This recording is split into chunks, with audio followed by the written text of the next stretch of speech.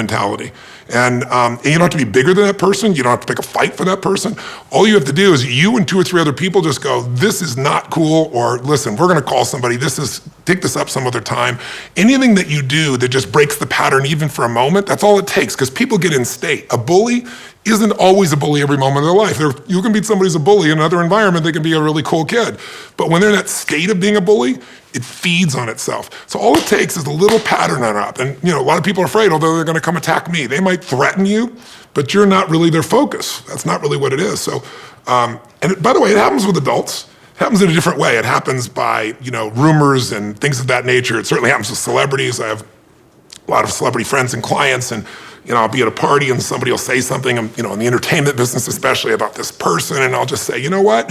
I watch other people around, I see 2 other people are friends, not say a word, and I'll step up and say, you know what, that is total BS. You know that's BS. I know this person, they're my friend. What you're saying is just completely made up. There's no truth to whatsoever. Why would you do that? And when you put the burn back in that direction, it's really rapid how things change, because other people look around, What I tell people is don't tolerate behavior. You get what you tolerate.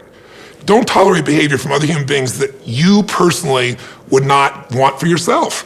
And so even if you're not the one being bullied, don't tolerate it, step up. And we cannot tolerate it by the power of the third side. There's a person attacking, there's a person who's being attacked, and there's the third side. The third side can surround it and change it in 2 seconds. And I say, lead the third side.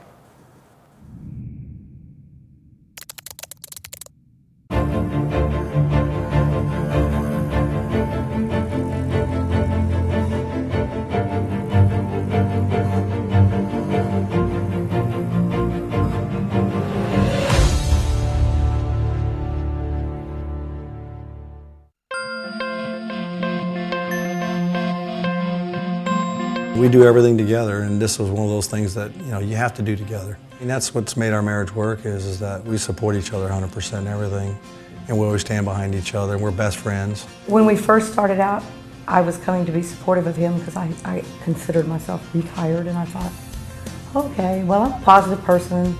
I don't know what I'm going to get out of this. I'll try to find something positive to get out of it. Did you ever notice how optimistic you are? You're going to make the change you're supposed to make, and you still don't make it. Our optimism serves us except in the area where we're not changing, in which case we need some pessimism to be selectively and intelligently applied. In other words, we got to see, hear, and feel the worst of what our beliefs have created in the past till we can't take it anymore, and we think we can't take it, we got to push harder. Got his tapes in mid-80s, NLP tape, and really set a course for me in my business life, and really did well in the insurance business using his principles. The real version is, it sucked in Houston in the insurance industry. We moved to San Antonio to try to recover. Started from scratch. It was really a lot of pressure and it was depressing. And it didn't hurt our marriage, but it affected us. And when he reached for the Tony tapes and got everything going that direction again, that really, really helped a lot. But we were still in a financial bind. Like, we couldn't afford the tapes. We had to borrow them for a little while until we could actually pay them back. Things were tough. And, we didn't tell anybody. We couldn't tell our friends, couldn't tell our kids. We felt like, and we're back with a lot of focus and the stuff we learned from Tony.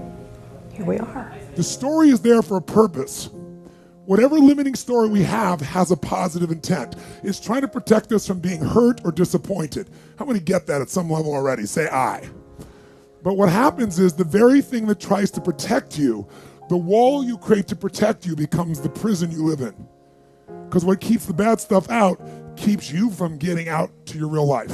Spent my life, that was my old story here, by the way, pleasing everybody else. When you're a kid, you got to please your parents to earn love.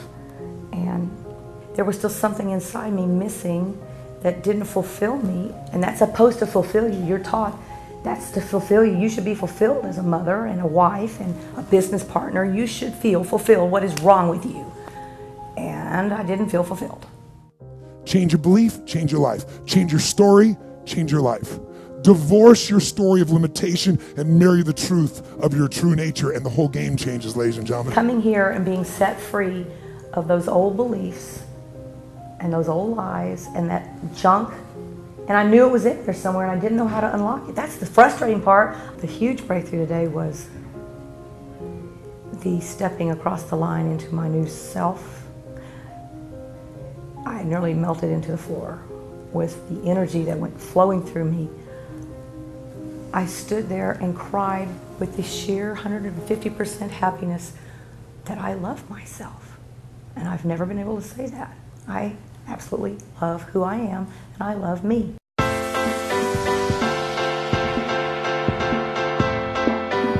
I don't know where I've ever spent 17 hours straight dancing and having the best time of my life and never realizing that all the pain that was there still wasn't even, not even felt. I think it's great that you can have that many people that come into a place, 50 countries, 5,600 people. About halfway through the event, you're hugging people you don't even know, and they're coming up to you wanting a hug.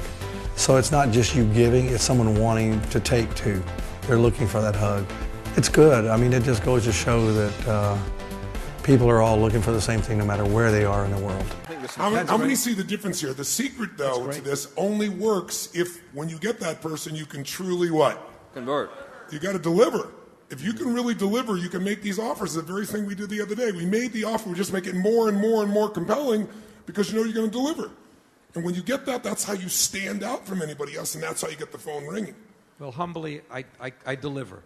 Delivery is not my problem. Okay. It's figuring out what the irresistible offer has to be and how to...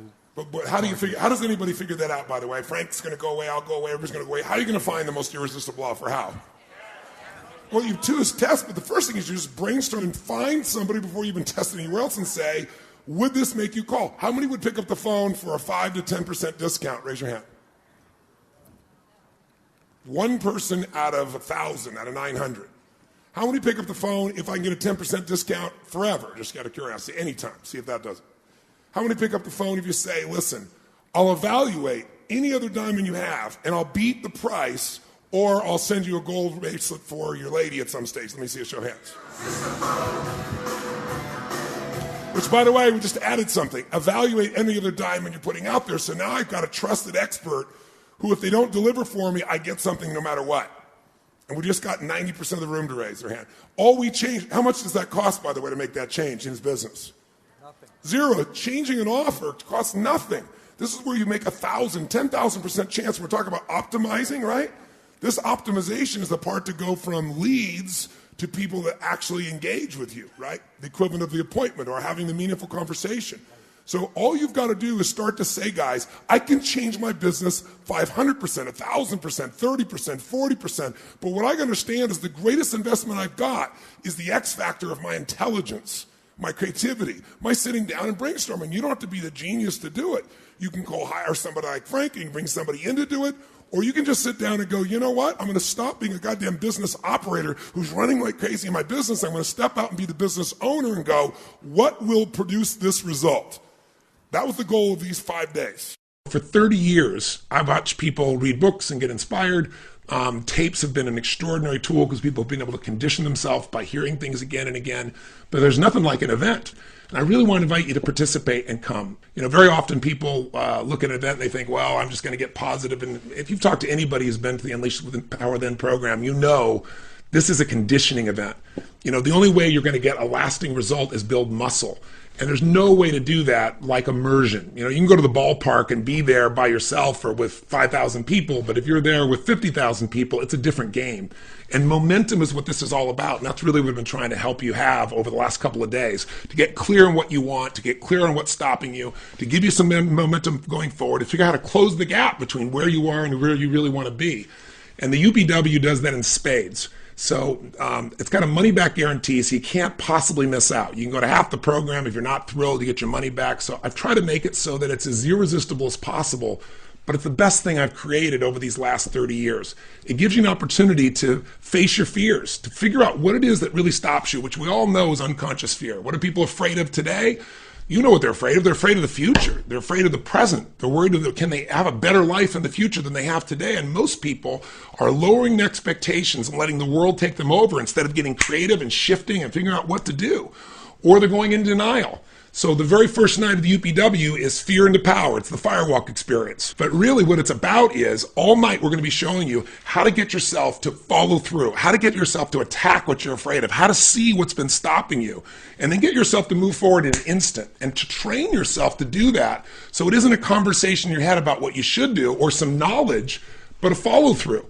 I mean, how many people do you know that know exactly what they need to do or have a sense of what they have to attack, but they never face it, they never take action, they put it off, they set it aside, and that's really just a habit. And what we do is train you in your body how to make this happen. So when you get in front of that fire and it's 2,000 degrees Fahrenheit and you got to get yourself to storm across that thing and you got to do it in an instant, that shift, well, let's just say if you're in business, if you're in sales, after walking on fire, cold calling is not a problem, right? If you're having difficulties in your business, you're going to be on a different side. And you're not only euphoric on the other side, but it shifts your core beliefs about what's possible.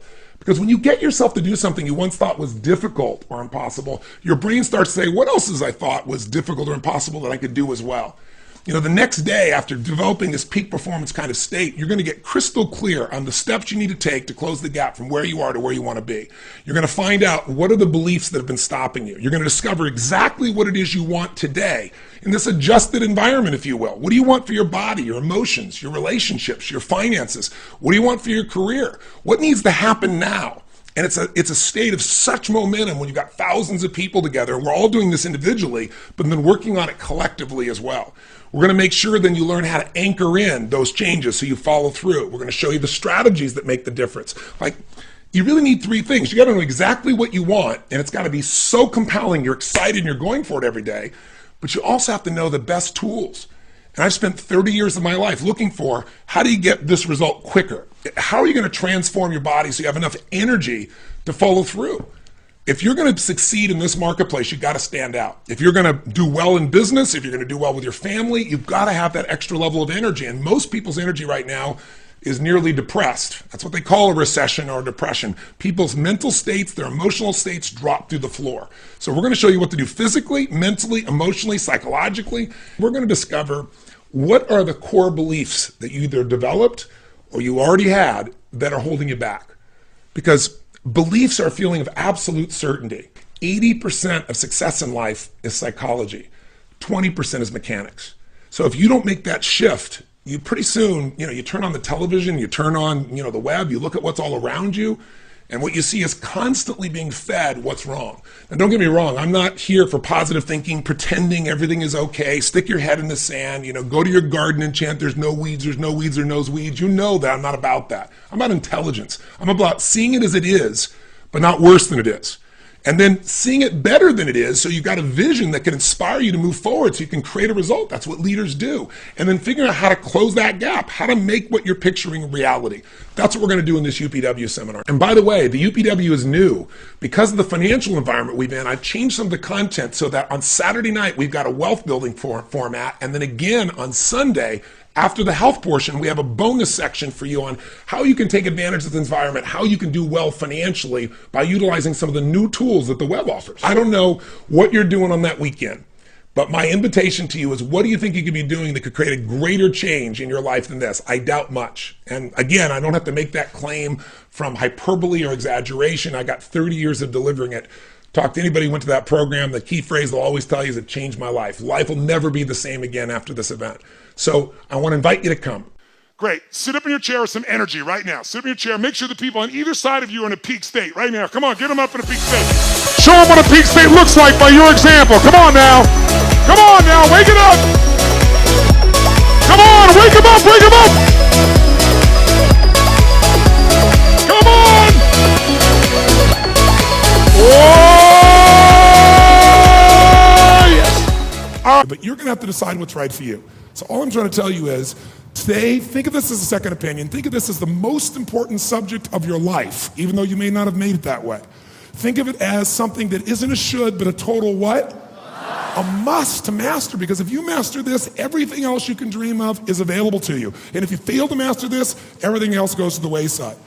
I mean, I meet people all the time in relationships, and they want relationship therapy, and I say, you know what you gotta do?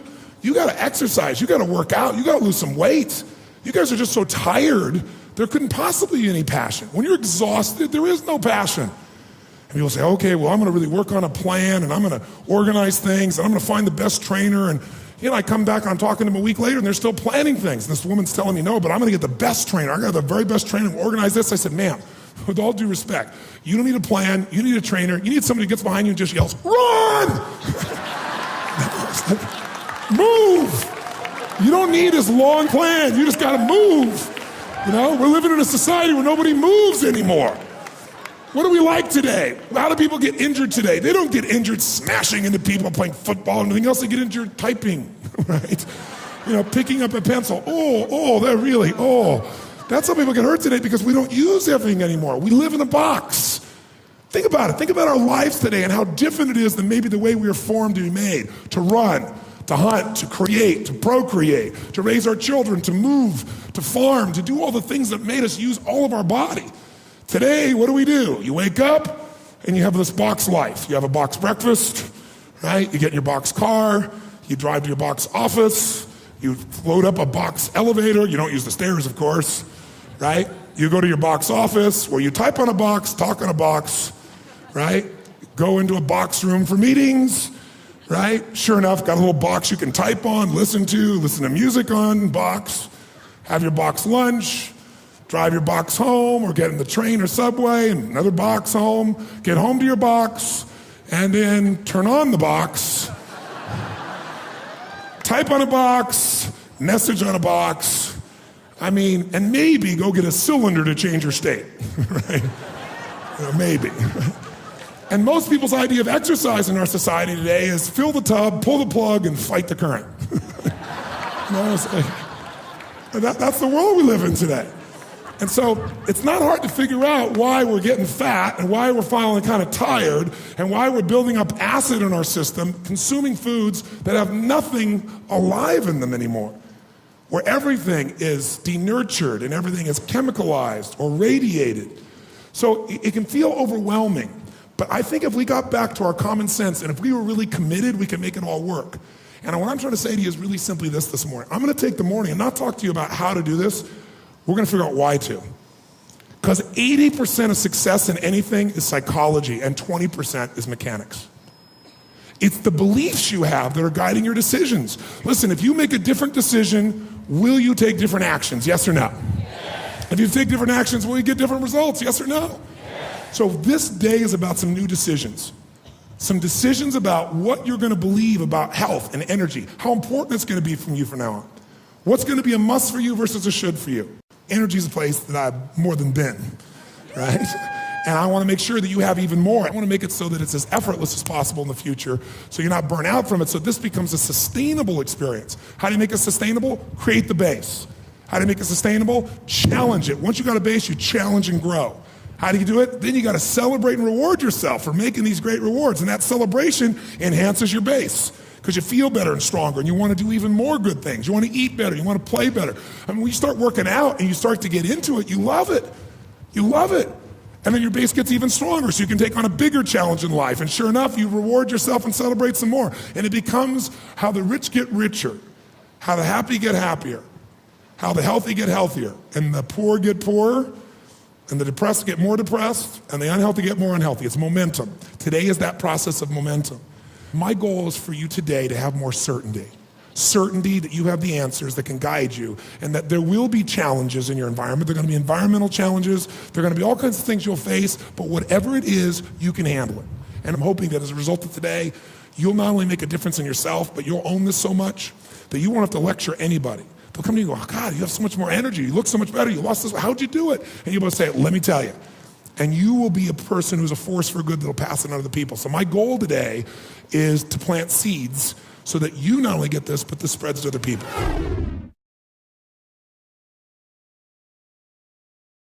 So here's my final message to you, because I've gotten carried away. I thought I was going to send you like a 5-minute message, but as you can see, there's no script here. It's just me going a little crazy with you, but I want to really see you get what you want this year. Don't let this year be like last. And if last year was great, still don't let it be that way. Raise the standard. If your life is perfect and extraordinary, you darn well know you're not going to be happy unless you keep making it better. That's what makes us feel alive. It's not what we get that makes us happy. It's who we become and what we're able to give because we become more. That sense of contribution is what creates the deepest meaning. So here's my assignment for you if you want one. If you want to go from conversation to some action, here's a simple thing to do. What's an area of your life right now that you really want to improve? What's an area that's important to improve? If your body's great, how about your career? If career's great, how about your relationships? Intimate one especially, or your kids, or your relationship with your creator, your spiritual side of your life. Or is it your finances? Figure an area that really matters. Decide on that area. Number one, write down what your life is like in that area right now as specifically as possible. So you might say, well, I'm 13.5 pounds overweight, whatever the weight is, whatever the situation is, or my body fat's like this, or I wake up exhausted in the morning, and you write the truth of where you are right now. So you're real clear. Or I'm not in a relationship. I say I want a relationship, but I'm not in one, and I don't seem to find them. All the good ones seem to be gone is my belief. And I really do want one, but I don't have it. Whatever your definition. Or I'm in a relationship, and God, I wish I wasn't in a relationship. I'm planning my escape. Wherever you are. Or I have a wonderful relationship. We love each other, but there just isn't enough passion. Just write the truth of where you are. The area you want to change, but write how it is. And then the second step is, this is where you got to be really honest with yourself. What are the rituals that have put me there? Because whatever results you're getting, even if you don't like the results, there's some rituals that are keeping you in that place. There's some rituals of what you eat or don't eat, how you move or don't move, how you sleep or don't sleep. There's some rituals in the lack of variety or spice or energy or focus in an area. There's something you're doing, and it's usually not one thing, it's a bunch of little things that you kind of do consistently whenever you think about getting in a relationship, whenever you think about working out, whenever you think about money. You get yourself in a state of overwhelm. You start thinking about all the things you can't control. Just write down all the rituals you have, and then here's the third step. What do you want? What's your vision? And be really specific. I want to be my fighting weight. I want to be the strongest I've ever felt. I'm going to turn whatever it is, be specific. And then, last step number 4, what are the rituals that'll get you there? What would you need to do differently each morning if you're going to be that kind of energy, that kind of strength? How often would you work out? What days would you work out? What time? A ritual is something you do consistently, usually at a specific time, so it becomes automatic. Let me tell you something. Willpower doesn't last, but rituals can last a lifetime. I bet you have some rituals in your life right now you've been doing for years, even though some of them don't serve you. I'm just saying, wake yourself up. If you want a new year and a new life, you don't need to start on January 1st. Start today. Start with this little video. And just begin to see what happens and see how easy it is to just do a few little rituals. Don't do them all, just do 2 or 3 new things. And you know what happens? You'll get momentum. Because once you discipline yourself in one area of your life, you feel yourself doing it in other areas as well. And I always say something that my original teacher taught me. I always remind people, there's always 2 pains in life. There's the pain of discipline, or there's the pain of regret. And discipline weighs ounces, as my friend Jim Rohn taught me. Regret weighs tons. You don't want to have regret. So right now, what do you want to change? What's it really like? What are the rituals that got you there? That'll take a little homework. If you're not sure, ask the people around you. They'll tell you what your rituals are. What do I really want in depth? What are the rituals that'll get me there? And then get yourself to start a few of those actions and lock them in place. Hey guys, it's Tony Robbins. Listen, I've got a video here for you today that I think you'll really enjoy. I am, for the last, 9 months or so, since the economy took its giant collapse all over the world in different areas financially, I've been meeting people that are trying to figure out what to do financially. And I've brought so many people in business who are trying to figure out what to do. Their customers are responding in a different way. They're hanging on to their money, and they're concerned. And so I thought, the traditional approaches to business are not making a difference. What I'm best at is modeling.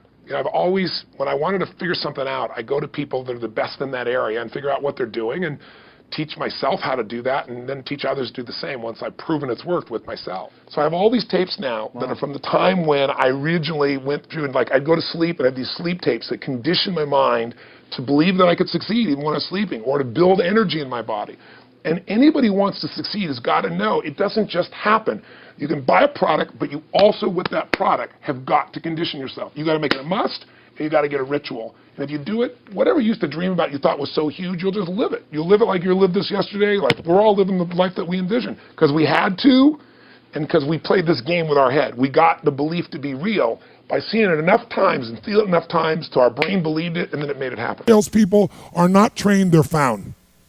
The best salespeople are not trained, they're found and then trained. If someone does not have the nature of sales and it's not in the core of who they are, you can have them talk to 1,000 people and they're still not going to produce maximum results. So if you have, for example, If you have someone who's an introvert, can they be successful in selling? Can they be? Yes or no? Yes, they can. Will they be long-term? No way in a million years.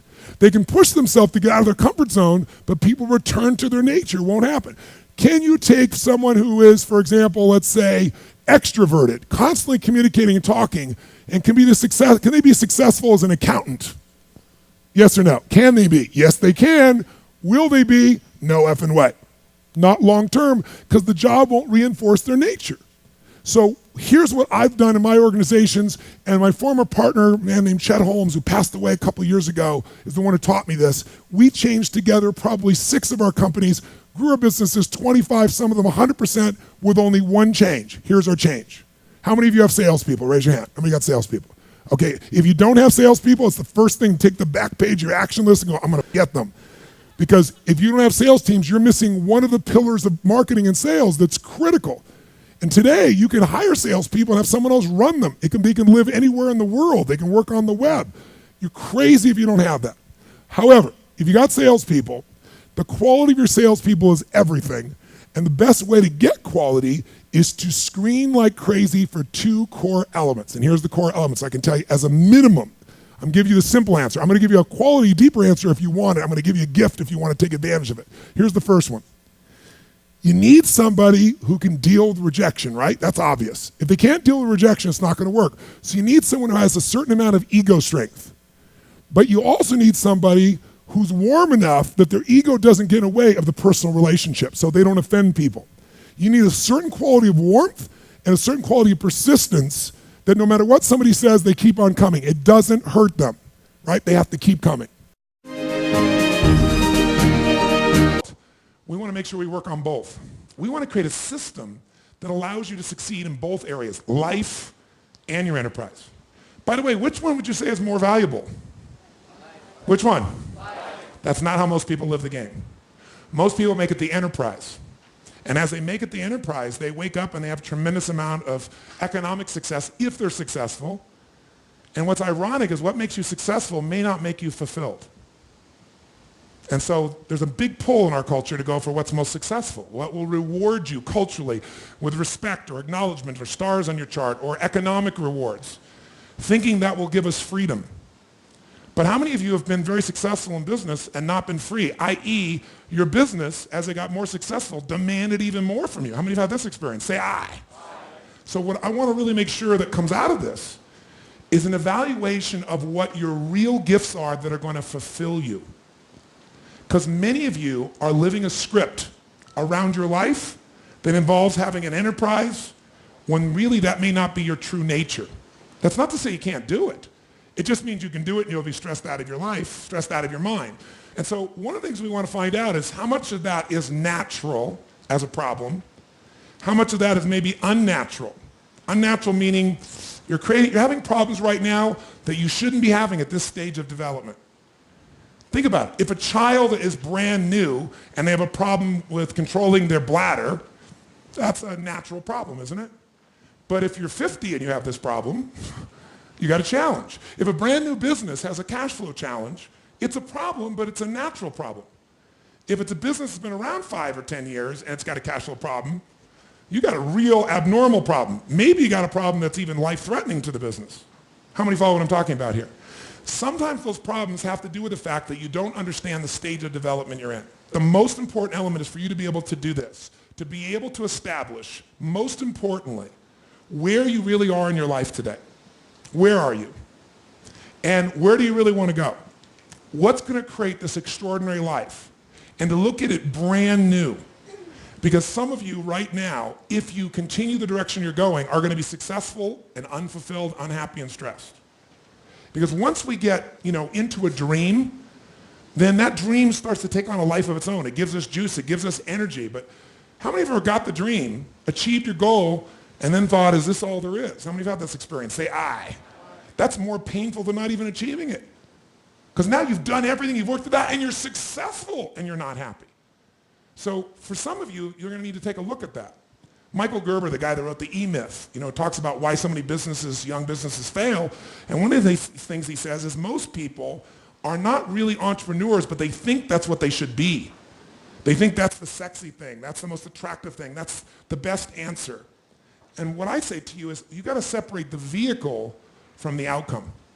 What is it that's going to truly fulfill you? What is it that's going to give you that extraordinary life? What's going to make things magnificent on your terms, not somebody else's terms, not your father, your mother, your background? What is that really? Separate the vehicle, because there's many ways to get to that vehicle. I was here in town just the other day, and I met a gentleman over here, Steve Wynn's a good friend of mine, who started, who basically built most of Las Vegas. And he built just recently, the Wynn Casino, not a few years back, $2.7 billion hotel. The most expensive individual building ever individually financed. Give you an idea, the first estimates on the rebuilding of the World Trade Centers were 1.7 billion, 2.6 billion for a hotel, right? And this man has the ability to take large risks, and he has the ability to really succeed in a major way. But I bring that up because I was in town, and for our new home, we have these hot springs, we're getting some really large crystals, and there's a guy in town who has this crystal shop, right? But you got to make an appointment to see the guy. Right? It's unbelievable. So I get to know him and talk to him and find out he's great friends with Steve. He's been skiing with Steve for 20 years. This guy used to have this business. He sold the business, didn't actually make that much money, but he was tired of the stress of the business. And he said, I'm just going to do what I love. And what I love to do is ski every day.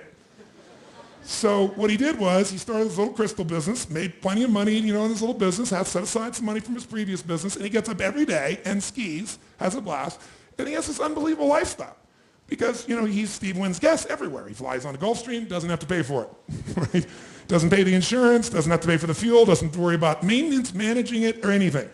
And he's telling me about all these things he does in his life, and he has $1 billion lifestyle, billionaire's lifestyle. But he's structured his life in a way that's fulfilling, where he has time for his grandkids, where he has time for his wife, where he has time for his passions. But he just does it in a different way. He had this big dream, he said, of making this gigantic business, and all it did was stress him out. Now, I'm not saying that's the answer for you, but I'm saying sometimes you got to reevaluate what's going to really make you fulfilled.